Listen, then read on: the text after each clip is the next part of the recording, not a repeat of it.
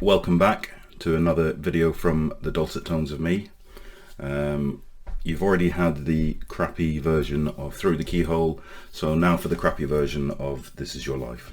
I was asked by a few people to do something like this because I get asked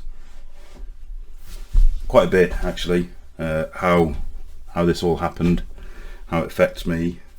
So I thought there's probably a couple of good reasons why I should think about doing it, and the first one would be if it helps other people to recognize the signs in themselves or in other people, and be able to try and help them, then it's got to be a good thing, right? And the reason I do all of these sort of things is the bigger reason is obviously to help protect children, which should be evident by now, but will probably become more evident by the time I finish this. I fully expect parts of this will be quite tough for me, but it is what it is, and I'll muddle through to the end. So I should probably do a proper type of intro, in that I know I've done quite a few videos and stuff now and not really said much about my past, and one reason I want to go into that is to show that there's no stereotype for who can be affected by mental illness, who can be affected by stress, trauma, depression, all of those things, and just show that normal people can be affected as well. So my early years, as you can tell from my accent, I was born in Northern Ireland back in 1979. Yes, really that long ago. And I was actually born on the best day of the year, and people who know me will instantly know the best day of the year for me to be born on was obviously April Fool's Day. So yeah, I think that was a little bit of a joke from my parents. They must have decided to hold on a little bit longer, get me through into April Fool's Day. So yeah, I was born on that auspicious day, and it was to become actually the same birthday as my future employer, but more on that in a bit. So my very early childhood, I don't remember too much of it in Northern Ireland. When I was quite young, we moved around. My dad was a steel worker, so we actually spent some time in Holland, I believe, probably where my love of really good beer comes from, and we moved around quite a bit. But I remember we settled in England for quite some time because my mother and my sister are both English. So my younger years at school pretty much were there. I remember moving back to Northern Ireland for I think I must have been about 10 or 11, because my sort of secondary school years were in Northern Ireland, and that's when I was introduced to what was going on with regards to the Troubles and history, because I used to get quite a bit of why don't you F off back home where you belong, where you come from. I mean, they clearly didn't know that I was born in Northern Ireland because I had an English accent by then, but it just goes to show that bigotry is one of these things that comes from just a place that isn't based on education or any sort of wanting to do research. It's just whitewashing, brainwashing young people to believe a certain way. And I was proof of that, because I grew up in England. I didn't have this hatred, even though I'm a Northern Irish Catholic. I don't have this hatred towards people just because of how they were born and what they were born into. So that was probably one of the reasons why I always, in the back of my mind, initially I wanted to join the army as a policeman. My father talked me out of that one, because he'd had some experience of being in the army when he was younger, and he said it was just a different way of treating people, especially back then. So I actually in the end said that I wanted to join the Air Force, and my initial thing was I always wanted to be a policeman, so I wanted to be a civil policeman, and at the time was too young, so I said I want to join the Air Force. And my dad, to his credit, God rest him, he never didn't support me in what I wanted to do. he was from a different era where he was a nationalist. He wanted Northern Ireland to become part of the South again. But he believed in that through political means, and he had a very strong belief in that. So for him to support his son wanting to join the armed forces of Ireland's long-time enemy was quite a good indication of how much love he had and how much he believed in family. So I think I got a lot from him, and how I am in the way I deal with people now. But he supported me 100%, and yeah, back in '97, in December '97, I took the flight over to England, and then the train into RAF Halton, and started my 22-year career in the Air Force. And as I say, I joined as a policeman. So clearly I didn't join to make friends, because we don't have friends. I joined up, did my training, and a lot of my career, as people who know the RAF Police will know, that back then a lot of it was standing on gates and checking IDs, and and that was it. Barrier up, barrier down is one of the bits of banter that still floats around now between the services. So yeah, I did a job that was not the most exciting. You did deal with some crimes, but you're talking thefts from the gym and fights outside the naffy bop. So nothing too taxing. And I enjoyed my time. I did 5 years back home in Northern Ireland at Aldergrove. So that was an interesting period of my life. I was on big shifts. I was surrounded by people who were brilliant, proper characters, that had been places and experienced things, and they passed on that experience to those around them. So it was definitely a really good time in my career. And as a policeman, confrontation, stuff like that is part of the job. So you learn to deal with it, and it never caused me any issues at all. Dealing with people was part and parcel of the job, and became second nature. And that was me. So I did a tour in Kuwait before I went to Aldergrove, and that was basically just touring the desert with good people. And there was an American base there, so we always managed to go and get our proper breakfasts and stuff, and it was good times. There was a Subway and a Pizza Hut there, so you can't go too wrong. And then I did a tour in Iraq, a completely different beast. It was the first time, I suppose, in my life I saw that there was a darkness in the world, a proper darkness.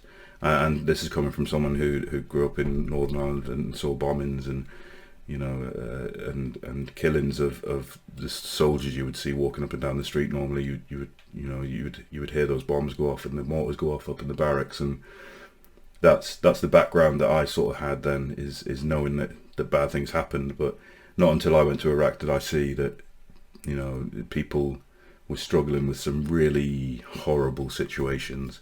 When you're stood on the gate, and next thing you see is a car pulling in, and they've got a kid in their boot, who'd been mown down by a reckless driver and just left to die on the side of the road.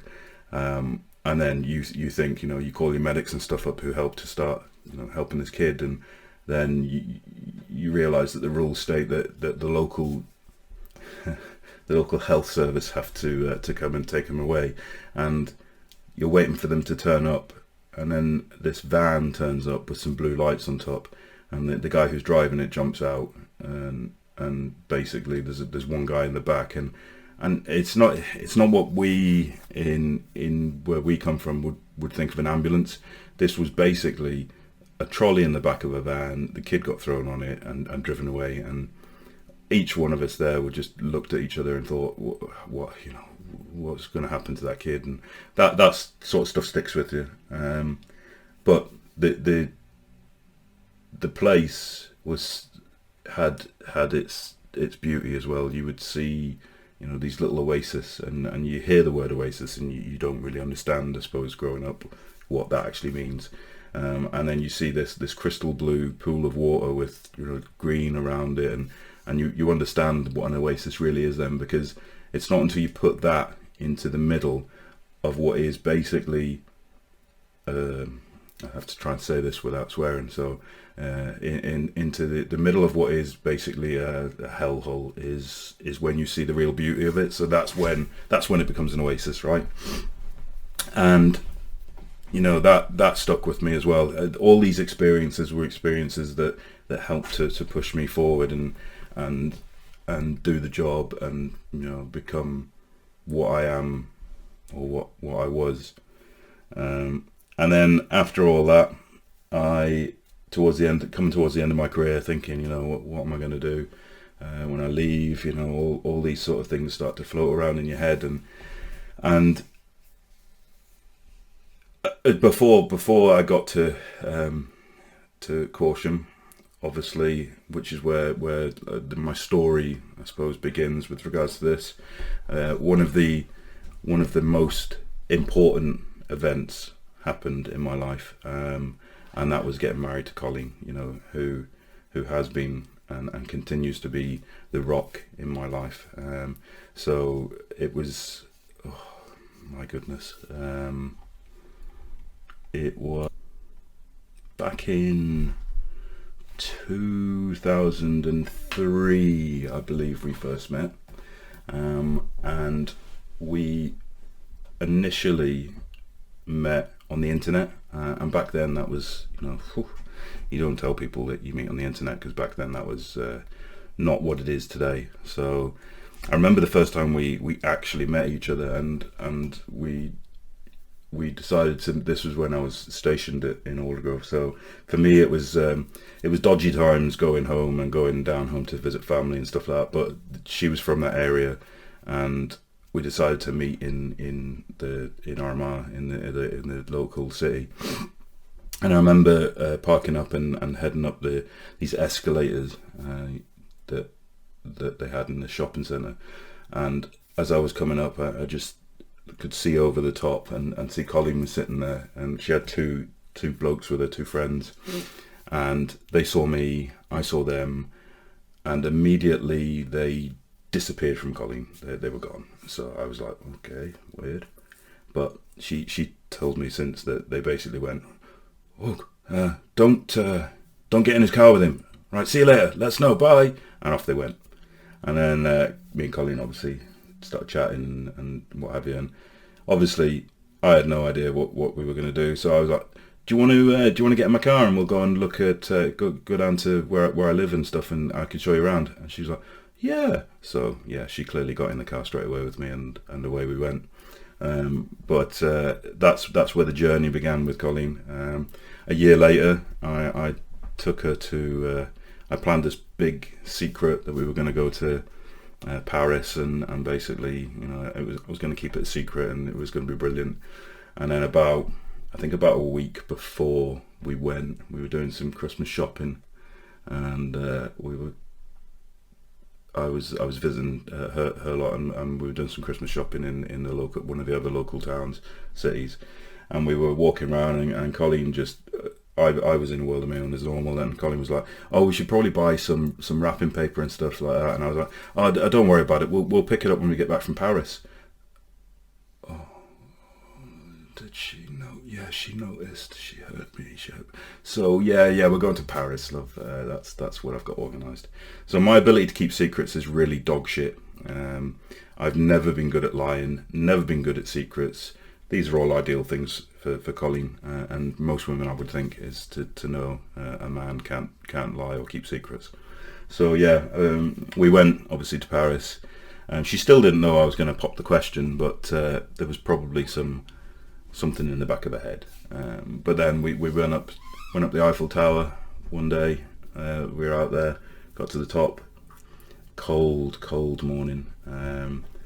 And it was early. I remember it was early in the day because the sun was really only just coming up. But it was one of those proper November mornings when it was cold and fresh, and I was really scared. But yeah, I asked her. She said yes. I climbed back in off the outside and said thank God. No, but in all reality, she said yes, and I couldn't believe it. I had no idea that was the start of the happiest period of my life. Was being with Colleen. 17th November 2005, we got married. We had planned to go overseas and do it on a beach and, you know, all this good stuff. But the my debt to Iraq peered its ugly head around the corner, and that wasn't the case. I had to pull all our ideas forward, because I wasn't going to go off to Iraq and not, you know, not have married her and not make sure she was taken care of. So yeah, we got married with just our close friends and family around us, and it was one of the most intimate ceremonies probably anyone's ever been to, and I thought it was perfect, and I'm so glad that we did that instead. I feel like we were blessed in that respect, because all the people that mattered were there, and you know, it was a day that still is in the back of my head, is always there, and is something I always think of when I need to. So that was sort of my life up to that point, and then yeah, a geek, I suppose, is what I was always described as a geek. Growing up, I was the one who got presents, took them apart to find out how they worked, and put them back together again. And sometimes they even carried on working after I put them back together again. I'm pretty sure my parents were long suffering and very frustrated by the fact that I did this, but it was very much the foundation of where I am today. In that I spent a lot of time wanting to know how things worked, and that with technology wise, that's the perfect starting blocks. So I'd spent most of my career wanting to be in some sort of job to do with computers and security of computers and, you know, that sort of thing. So when the chance came up to apply for a job that I was told was basically cyber incident response, you know, computer forensics and all that sort of thing, you know, that's it. That's the job I want. That's the job I have to get. And I was lucky, you know, depending on which way you look at it. I was lucky at that time to land in this job and get the job and be posted in. So that started 2013. Dates aren't something that stick with me very well these days, but I started the job, and not long after getting there found out that part of the job was also the investigation of web browsing sessions that happened on the network, and the things that happen on the internet that you think happen everywhere else except on a network that is monitored and looked at is basically what we were investigating, was the stuff that was criminal in nature or inappropriate in nature. So, you know, there's rules to the internet at work. Everyone knows them. Everyone knows you don't go looking at pornography at work, right? No, not in my previous employer's estate. In their estate, we had the Army, the Navy, the Air Force, Marines, any civvies that worked on MOD units, all of them accessing the internet via what we were monitoring. So that's where the story of my PTSD begins, because all of the other shit I'd seen in life had not affected me in any way whatsoever. I was still the person who could deal with confrontations. I could sleep at night, and I had no dramas with relationships with people, and all of the life was normal. And then I got introduced to, I don't know whether I was just very naive before this point, but I got introduced to some really dark shit. The internet was designed for many things, but people use it for some really random reasons, and one of them is pornography, which has probably become most well known for. And at that point, you think to yourself, I'm getting paid to look at porn. You know, wow, you know, dream job, right, for any man, to get paid to sit there and look at porn all day. Not so much, because human beings are, There's no words for what some human beings think is interesting in this world. And if you can think it, I've probably seen it or seen reference to it, and people's deviations in their minds and what excites them and gets them going are some very horrible things. Most of the stuff initially, I suppose, was just normal porn, and it seems strange to say the word normal porn because people don't normally have to put the word normal before they talk about porn, and it's one of those jobs where I suppose you get used to what you're having to do, but there was no counselling in place, there was no therapy in place. We, as a team, there was 3 of us, and we looked after each other, you know, and that's all well and good, but men will be men, and admitting weakness amongst other men, especially in the forces, is always going to be a non-starter, if you ask me, because you don't want to show that weakness. You don't want to be admitting that you're different from anyone else, and you're being affected a different way. And for whatever reason, that's how it was, I suppose. And we didn't have any proper counselling in place so that you could go off to someone you didn't know and talk and be listened to and receive advice. So I've found out since that no matter how many times I asked about that side of things, it was, there was no resources, or you can speak to the padre, or but these are all things that people don't do, because that's why you have in the civvy world, in what they do, and in other areas of the MOD who are doing similar jobs, you had mandatory counselling in place, because there's a thing called bravado effect, and I suffered from that greatly. I would say, because you basically say it'll be okay, I'll be all right, I'll be fine. No, it's all right. It's not a problem, and you get blinkered. You don't see what's going on around you. You don't see what the issues are. So in the first instance, it was just nightmares, just sporadically, about some of the stuff that I'd had to analyse, because it's not all normal porn. It wasn't all your normal everyday porn. I had to start seeing child porn, and for me that was the biggest shock. The first time I had to deal with that was a really big eye opener to me. It was the time when I probably sat and thought, the world is dark, and there's some horrible people out there. And it relates to my first ever criminal job, actually. Proved to me that it takes all types. And this guy, Jacker is his name, he was a well-respected Marine warrant officer, and there's pictures of him showing royals around the unit, and he was into all sorts of charity stuff, and the proper spot on guy who everybody loved, and you would look at and think, one day I'm going to be there. So this guy, I got the joy of having to look at one of his browsing sessions, and I'm more than able to talk about this guy, because he's in the public domain. Thankfully now, and one of the things that I take great pride from is the fact that I helped put him in the public domain. So one more evil bastard unmasked to the world is always a good thing. But yeah, this guy's session was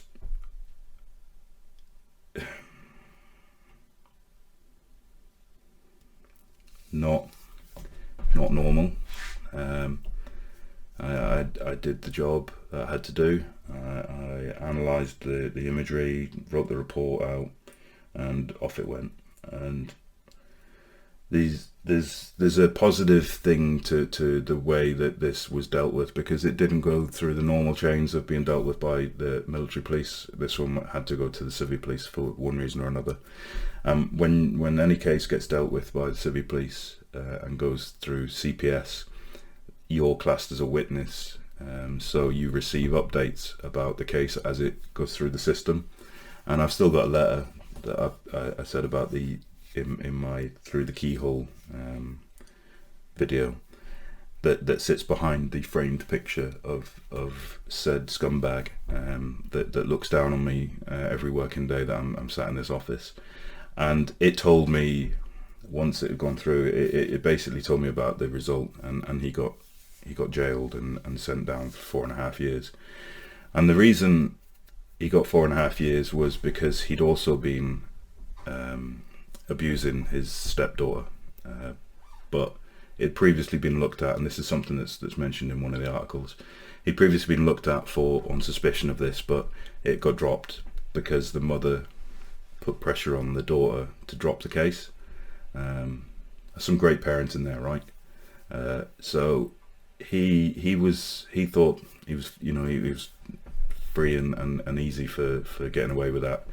But thankfully, because he was stupid enough to come to work and look at that shit at work, he got lifted, and Civvy Police lifted him. They took all his home computers, his phones, his stuff, and they found evidence of more child porn, but they also found evidence of his abuse of his stepdaughter.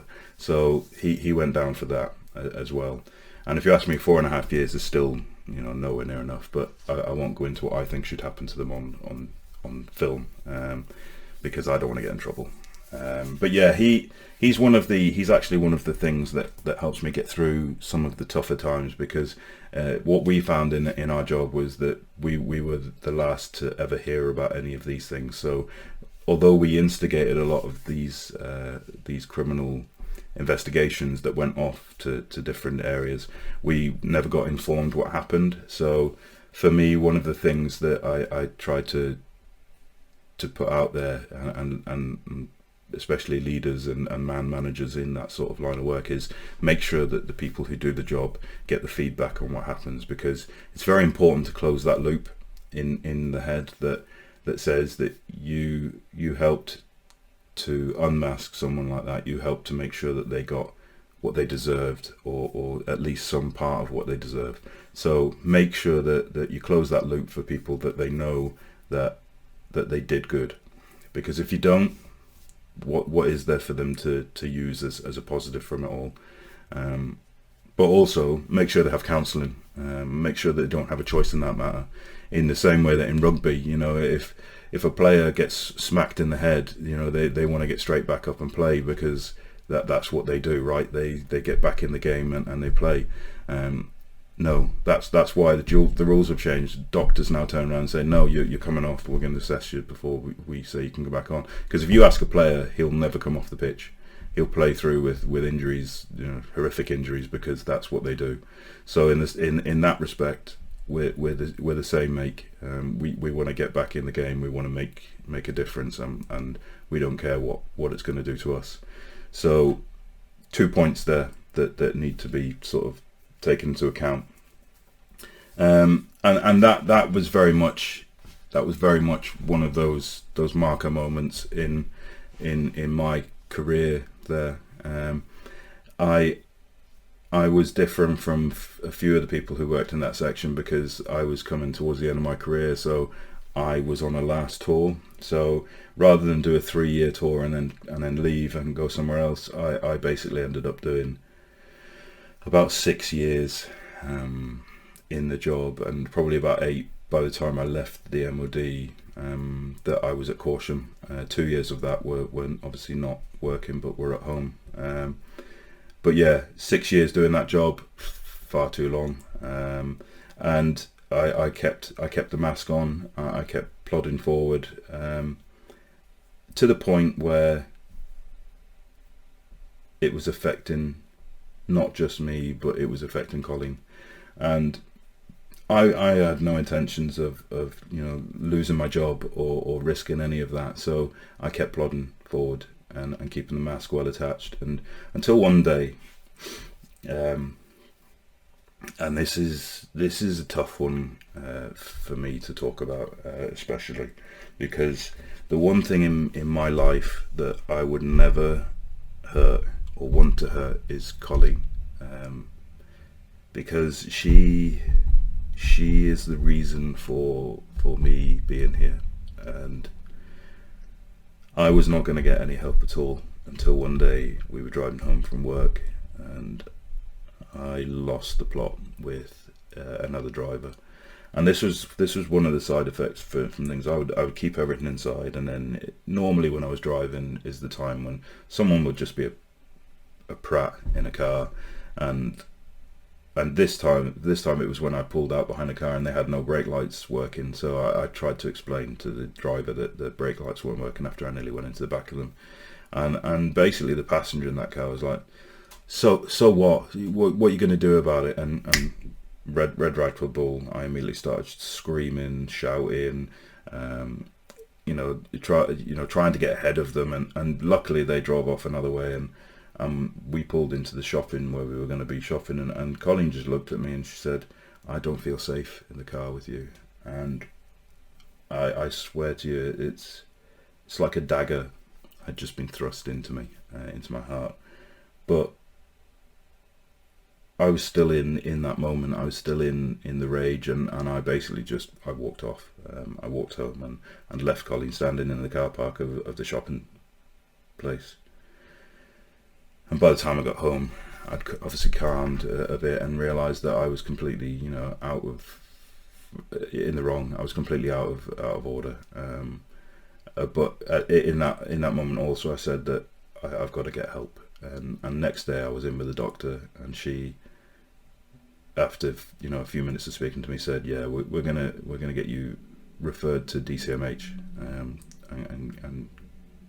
and let them speak to you and see what's what." And that was the first time I suppose I'd ever heard the term PTSD in respect to, I always aligned PTSD with Afghan and soldiers getting blown up and getting horrific injuries and seeing horrific injuries, and that to me was what PTSD was. So I didn't understand what she was talking about, but I went to DCMH at Tidworth, and there, after a couple of minutes with one of the mental health nurses, she said, "Yeah, I need to get you seen by a psychiatrist."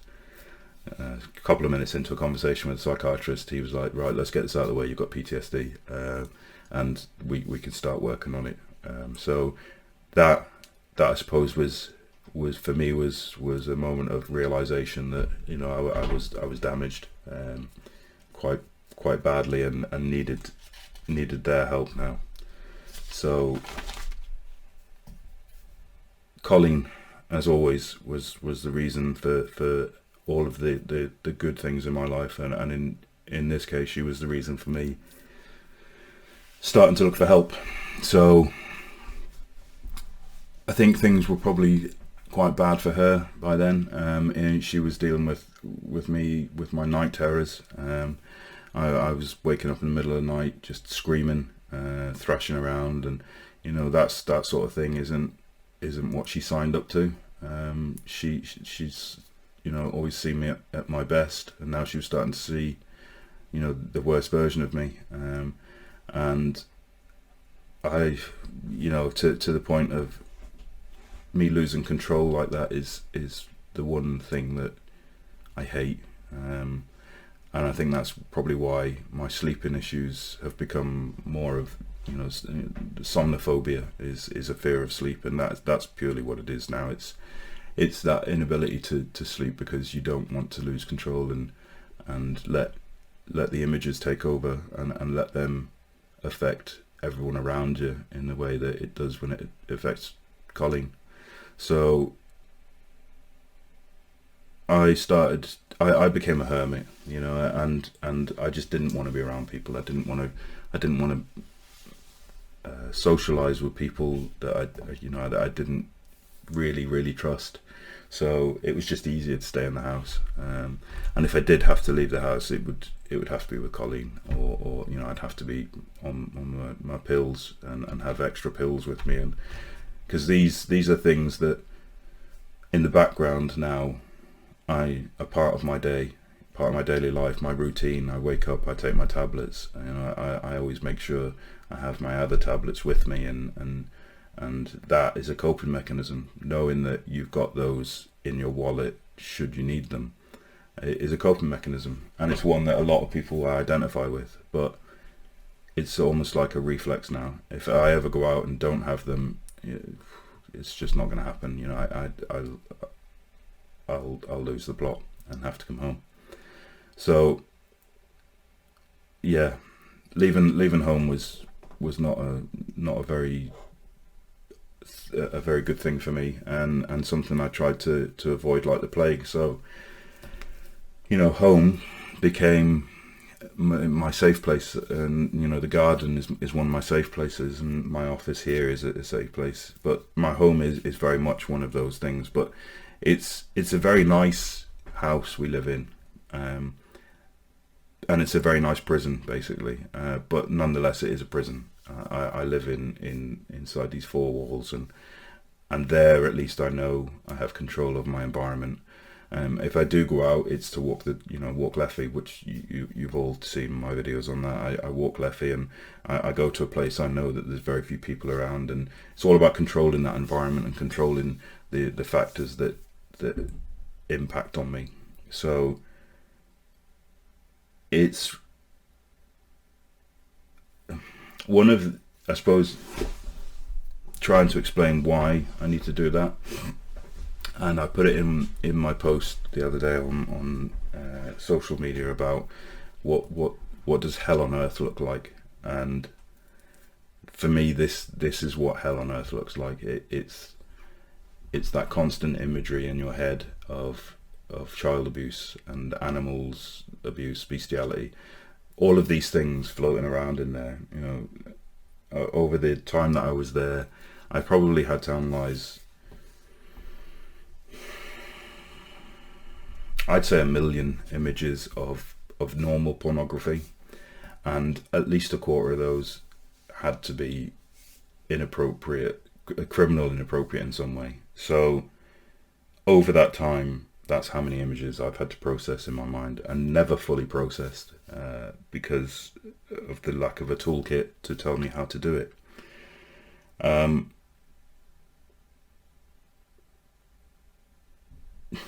Over time, the brain is something that we know very little about, right? And there's probably like 10% of the brain that actually know what goes on. So when that organ in your head turns against you, becomes an enemy in some respects, and you have no power to stop it, that's when you realize what real horror is, and what hell is, that you have no power to stop it. And my brain, being the amazing thing that it is, decides then to take the faces of people that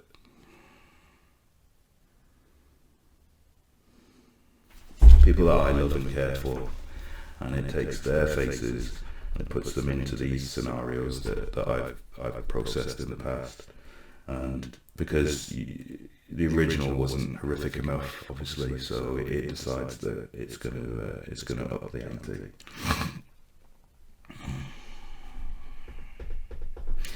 And that for me is hell on earth, and that's why from day one I've said that this is not something that I would wish on even my worst enemy, because it doesn't affect just them. It affects the people who have to watch you in the moments when you don't have your mask on. I need to take a little break. Sorry about that. So, yeah, hell on earth is dealing with that. Hell on earth is dealing with watching the people who love you deal with that, and knowing that it wasn't their fault. And you know, it wasn't my fault either. I was doing something that I knew deep down was right. Someone has to do it, so why not me? So I could deal with it, but why should other people have to? So that's one of the reasons why I have my masks. And people who know me now, who didn't know me back then, will just think that, you know, I'm normal. Whereas people who've known me for years probably see the difference. But I wear the mask because I was always a cheeky chappy. I was always one of those Marmite type people that centre of attention, centre of the room, all the attention on me, making people laugh, and that was me. Morale was a big thing, and now I use that as a persona and have that as my mask, because I protect the people around me. I don't want the people around me to be broken, and to know the things that I know and see the things I see, because that's just a form of abuse as well. So I try my best to keep that mask up as much as possible, and if the mask starts to slip, I take myself away and hide myself away for a bit. Colleen can't get away though. Colleen's always here, so Colleen sees that more than most. And we've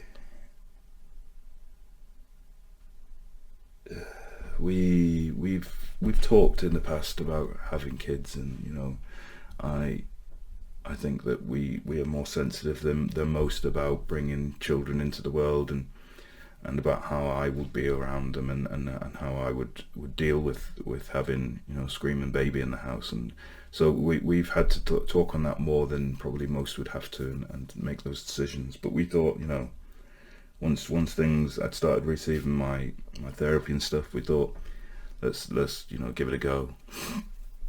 And most people won't know that we have 2 angel babies, because we twice now have had the joys of falling pregnant, and we've twice now had to deal with an ectopic pregnancy and a miscarriage, and that's my fault. I see that as being my fault, because I brought that stress into our lives of my PTSD and my stress, and I've put that on Colleen, and it rips me apart that she can't be the mother that I know she'd be a fantastic mother. She at the minute she can't do that because of what's happened to me.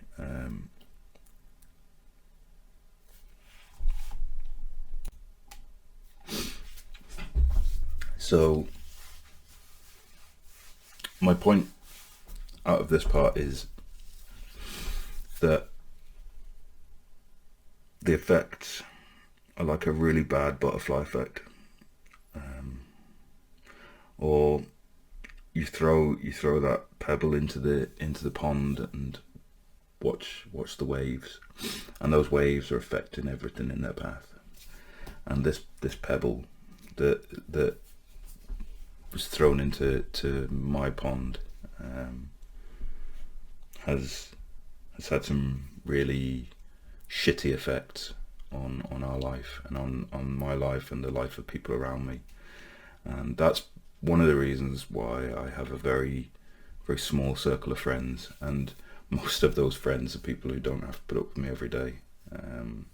Will just dip in and out of my life, and they see Happy Chappy, Chip, or Dale, depending on who you are and when you know me from.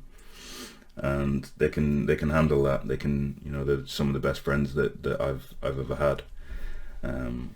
But Colleen lives with me every day and deals with me every day, and she is my best friend. She will always be my best friend. She is my soulmate and my reason for life, and I appreciate her so much. I do appreciate my friends, but for anyone who gets too close and has to spend too much time with me, I've lost friends in the past. But if they couldn't stick around, were they friends at all? So I tend to be very wary of those sort of relationships now, and my ability to make new relationships has been severely impacted by what I have become.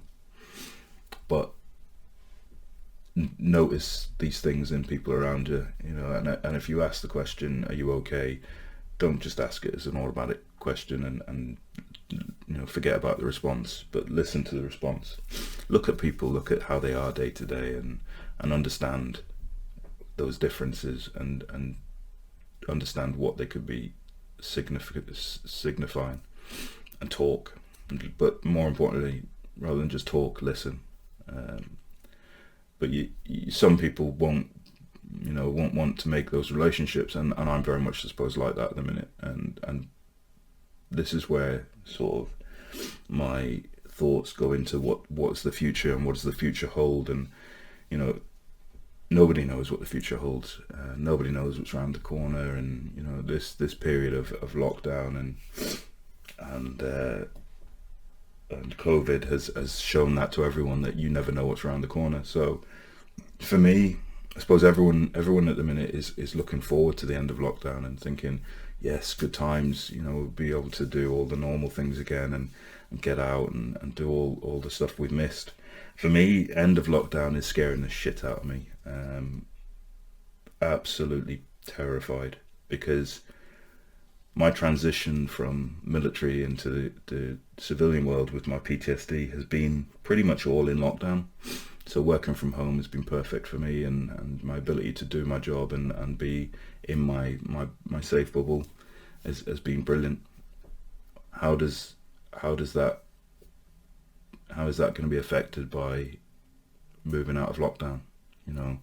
When people expect you to do the normal job again of going places and going into London, and I've been into London a couple of times during the process of the job, and then starting the job, and medication was key for me. And even then, that was a really big struggle, and that was only a few occasions. So what happens when you're expected to go in every week and do normal stuff and meet with people, different people, all these different people, and you don't know what's behind their mask. You don't know what they're thinking behind their mask. You don't know if they're doing something horrific that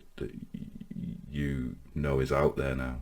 I can't even drive down a road and see most people would see a father walking with their daughter. Not me. I don't think that anymore. I think what might be going on there is the kid smiling or not, and why is the kid not smiling? And this is the shit that goes around in my head now that normal people don't have to deal with day to day.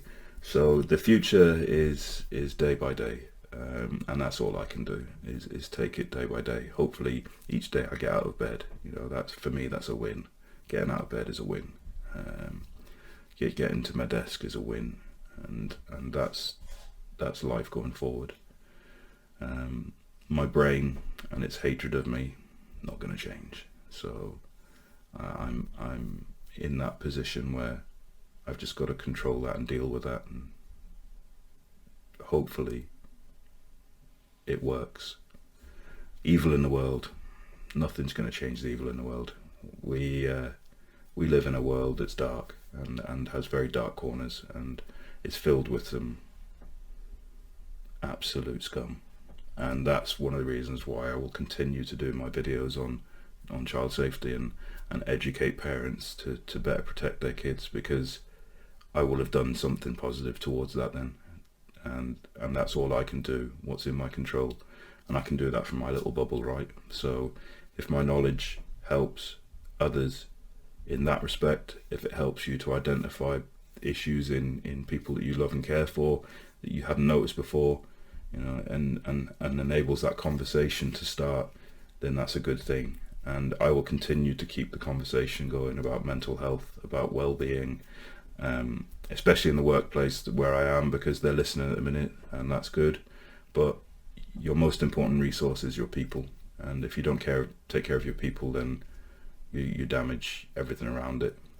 And that's going to be a message that I'll continue to shout about. I'm not going to go away quietly.